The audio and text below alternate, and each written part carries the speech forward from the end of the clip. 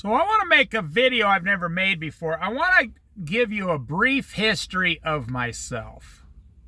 Now, I'm not making this video out of pride or anything like that. I want to give you the history part. I was born in a very unique time in America. And when you understand this, then you'll understand why I think the way I do and I make some of the videos that I make. And I think it'll just be an interesting video if you listen to it. So I was born in 1962, and I'm almost 63 years old now. So I want to put this into perspective for you. Most people around my age are older than me. I'm one of the youngest baby boomers. And then the rest of the world really is way younger than me, like 50, 40, 30 years old. Now, I want to put this into perspective. And it's not something you think about. Now, a lot of you guys are thinking, wow, 1962 is a long time away. And actually, it was. Now, let me put this into perspective. The Great Depression, the stock market crash, and the Great Depression started in 1929. I was born 33 years after the Great Depression. Now, I'm putting these things into perspective for you. And then I'm going to make a point. My older brother was born 30 years after the Great Depression. My dad, my parents, were born about 15 years after the Great Depression. You got to understand, you got to know your history. You got to understand what was happening during that 10-year period in America. Everybody was starving. It was a horrible time. The country had collapsed completely. Let me give you another number. I was born 14 years after World War II.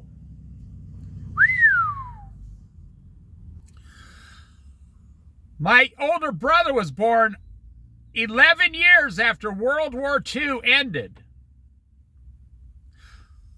Now let me give you another number. That was the exact same year, 1948, was when Israel became a nation again.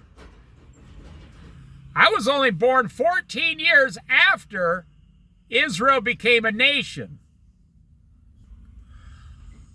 I was born about 28 to 30 years after the Great Dust Bowl. Most of you have never even heard of it. The Great Dust Bowl in the entire Midwestern United States, down into the South. So my grandparents were born in the 1890s. Can you imagine what they saw? And they died in the late 70s and early 80s. Can you imagine the things they saw in this country? And I was just born. You know, I talked to them. I heard the stories. Now, that's the point I'm making about all these things. You know, if you want to put it into perspective, I was only born about 45 years after World War I.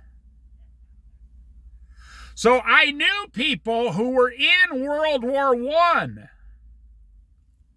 You know, today it's rare to find someone you can talk to that was in World War II. When I was in my 40s and 50s, I would talk to guys from World War I who survived World War I and also served in World War II at the same time. I mean, when that came up, they re-enlisted and went back to World War II. I heard all the stories about the Great Depression, and, you know, for 8 years, people didn't have food. They had to pass their shoes down. If their shoe had a hole in the bottom, they would put cardboard in the bottom. Oh my goodness, I heard all the stories. My dad was the child of the parents who went through World War I, the Great Depression, World War II. My dad was a child of those people. And growing up with my dad working side by side, I heard all the stories about all these tragedies. And, you know, the perspective of these people was you're not really in control of your own life. The government didn't have control of America back then. Welfare back then was like, that was like some cheese and some bread, maybe. I grew up, you know, and when we'd go downtown by the railroad tracks, you'd see hobos down there surviving. Not homeless people. No, these were professional hobos who came out of World War I, World War II, and they were trying to survive on the railroad tracks. They had no money. They were surviving mill to mill. They used the trains to get around the United States.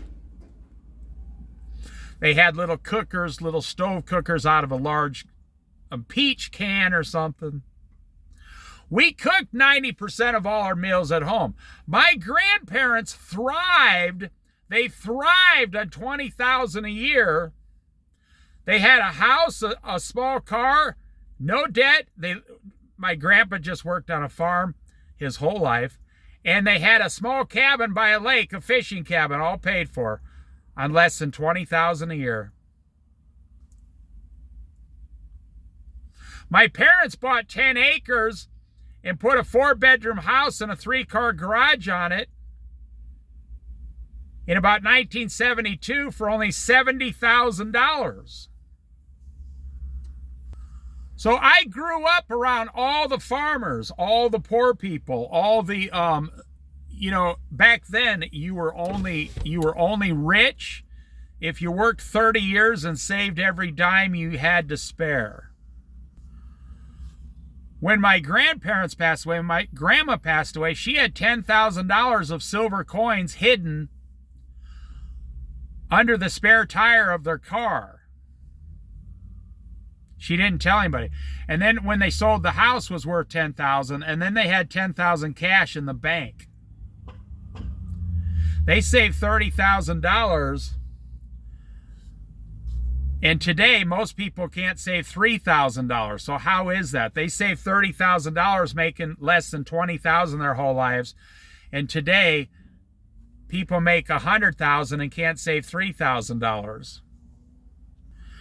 Now, real quick, I want to finish this before 10 minutes. Let me go to the other side of this equation. I was born in 62, so Vietnam started in like 69, 70, 71, 72, 73. I was too young to go to Vietnam, but I saw Vietnam on TV, even though we only had 3 channels, no cell phones, no microwaves, none of that stuff. No clock radios, none of that. I saw people being blown up. I'm not even making this up. They used to show this back on the TV, the news.